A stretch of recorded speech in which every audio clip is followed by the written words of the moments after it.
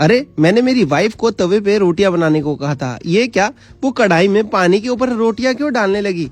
उसने पहले आटा गूंथ लिया और उसके बाद रोटियों को ऐसे गैस के ऊपर क्यों डाल दिया? मुझे तो कुछ समझ में नहीं आ रहा। लेकिन फिर वो बोली इतनी महंगी डिश घर पे आसानी से बना के दिखाऊंगी, आप चौंक जाओगे। मैंने कहा चलो बताओ कैसे करोगी? तो बोली चलो बताती हूँ। लेकिन दोस्तों ये टिप और ये वीडियो बताने से पहले प्लीज ये जरूर बताएं कि दुनिया के कौन से कोने से आप ये वीडियो देख रहे हैं, ताकि हम आपका थैंक्स कर सके। पिछला थैंक्स आता है गणेश जी को रायपुर से और बरेली से उमा जी को। दोस्तों सबसे पहले मेरी वाइफ ने क्या करा, बोला रोटी के लिए मैं आटा गूंथ लेती हूँ। मैंने कहा ठीक है गूंथ लो। तो उसने क्या करा, आटे में थोड़ा सा नमक डाल दिया, थोड़ी सी हल्दी डाल दी और उसके बाद थोड़ा सा उसने जो कुकिंग ऑयल घर में इस्तेमाल करते हैं ना, वो 1.5-2 चम्मच डाल दिया।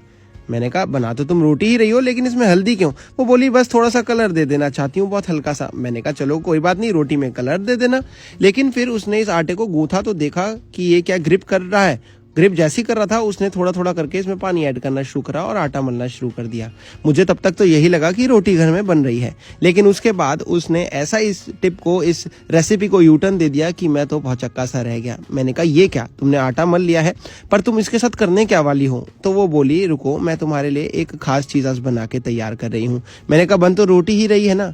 कहती बस तुम देखते जाओ, रोटी तो बन रही है लेकिन ऐसे रोटी तुमने कभी लाइफ में बनाई नहीं होगी। मैंने उसकी बात मान ली। उसने बोला कि मैं इसको 5 मिनट के लिए रख के थोड़े से एक कढ़ाई में पानी ऐड कर देती हूँ और इस पानी को ऐड करने के बाद गैस को ऑन कर लेते हैं कि पानी इस तरफ गर्म हो जाएगा, वहीं दूसरी तरफ मैं रोटियां बेल लूंगी। मैंने उसकी बात को कहा ठीक है भैया, सिस्टम तो यही है, लेकिन ये पानी का क्या सारा माजरा है, थोड़ा सा ये समझाओ। तो वो बोली थोड़ा सा सब्र करो, मैं तुम्हारे को पानी के बारे में भी सारी चीजें बताती हूँ।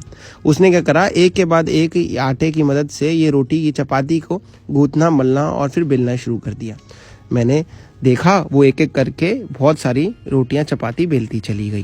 पहले उसने एक बेली और उसके बाद उसने क्या करा, एक साथ ही में प्लेट ले ली, जिसमें प्लेट में वो एक एक करके सारी चपातियों को रखना शुरू करती गई। ये पहली चपाती रखी, उसके बाद उसने दूसरी भी शुरू कर दी। तो चलिए हम ये सारी प्रक्रिया आपको फटाफट दिखाते हैं, क्योंकि हमारा मेन तरीका होता है कि आपको मैसेज दे पाए, समझा सके कि हुआ क्या पूरी प्रक्रिया में। उसने एक एक करके ढेर सारी चपातियां जो है प्लेट में रखना शुरू कर दिया। उसके बाद मैंने उससे पूछा कि तुमने पानी की कढ़ाई क्यों ली है, जरा इसे भी समझाओगी? तो वो बोली मैं आज इस चपाती को इस पानी की कढ़ाई में ही पकाऊंगी। मैंने कहा ये क्या कर रही हो भाई तुम? एक एक करके उसने ढेर सारी ऐसे रोटियां रख दी। अब चलते हैं दोस्तों वापस कढ़ाई की तरफ। कढ़ाई में पानी गर्म हो चुका था तो उसने हल्का सा ऑयल भी ऐड कर दिया, ताकि ये चपाती जो है आपस में चिपके नहीं। और एक एक करके उसने इन चपातियों को इस पानी के अंदर डालना शुरू करा। बस वहीं मेरे दिमाग की घंटी बजी, भैया ये हो क्या रहा है, कुछ तो बता दो।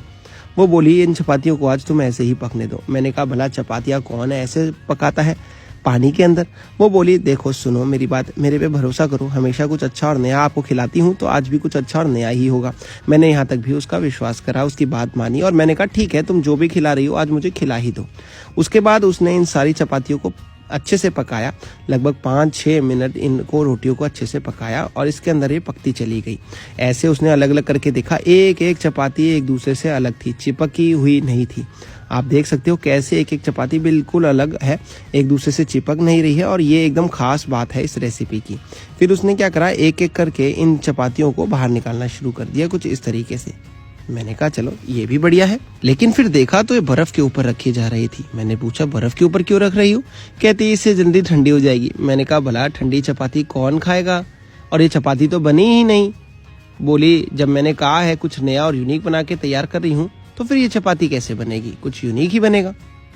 मैंने कहा ठीक है। फिर उसने क्या करा, कुछ सब्जियों को, वेजिस को काट लिया, चॉप करके रख लिया, जैसे कि गाजर, प्याज, टमाटर, और इसमें डाली है टमाटर नहीं, इसमें कैप्सिकम है और पत्ता गोभी है और पनीर है। इसको उसने अच्छे से भून लिया, 1-2 मिनट भूनती रही। मैंने कहा ठीक है भून लेते हैं। लेकिन ये क्या, वहाँ पे रोटी पूरी तरीके से पकी नहीं है, यहाँ वो रोटी बनी भी नहीं है, यहाँ आप सब्जियाँ पहले ही बनाने लग गई हो। कहती रुको अभी तो मैं इसमें और सारी चीज़ें भी डालूंगी। मैंने कहा क्या? तो बोली मिक्सी के जार में पहले डालूंगी अदरक, फिर डालूंगी लहसुन, फिर डालूंगी हरी मिर्ची और डालूंगी 2 कटे हुए टमाटर और इनको अच्छे से पीस के इनका एक गाढ़ा पेस्ट बना लूंगी। मैंने कहा ये भी रोटी के लिए? बोली हाँ। मैंने देखा पेस्ट बन के तैयार हो गया, पेस्ट को रख दिया साइड में।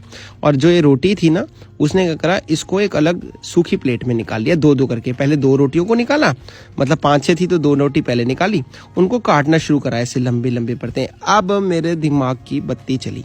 मैंने कहा भाई ये तो कुछ तुम घर पे चाउमीन या पास्ता जैसा बना रही हो, वो भी होममेड, जिसमें हम पास्ता चाउमीन भी बाजार से नहीं लाएंगे।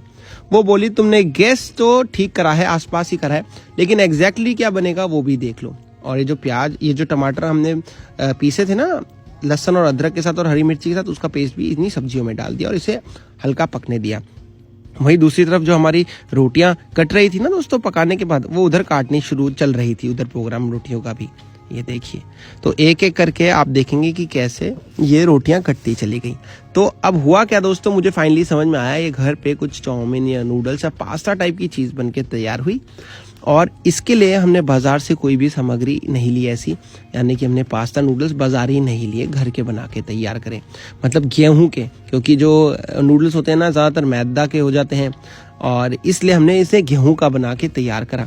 दोस्तों मैं सच बता रहा हूँ, जब ये बन के तैयार हुई ना, मैं उंगलियां चाटता गया, इतनी यम्मी बन के तैयार हुई। देखिए ऐसे एक एक करके आपकी ढेर सारी चपातियों की हमने स्ट्रिप्स निकाली। ये तो 2 ही रोटियों के निकले, बाकी जो रोटियां और भी थी उनके भी फटाफट मेरी वाइफ निकालने लगी, और ऐसे कुछ उनके भी निकाल के तैयार कर दिए। ये देखिए, तो चलिए दोस्तों, वहाँ पे जो हमारी सब्जी थी वो अच्छे से पक के तैयार हो चुकी होगी, जिसमें हमने टमाटर और कैप्सिकम और प्याज ये सारी चीज़ें डाली थी। इसमें मसाले डाल देते हैं, नमक डाल दीजिए, आप लाल मिर्च डाल दीजिए, थोड़ी सी काली मिर्च डाल दीजिए, थोड़ा किचन किंग मसाला डाल दीजिए आपको पसंद है तो।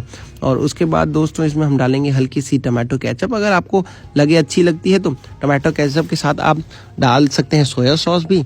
मेरे को ज़्यादा पसंद नहीं है सोया सॉस, तो मैं डाल रहा हूँ शेजवान सॉस।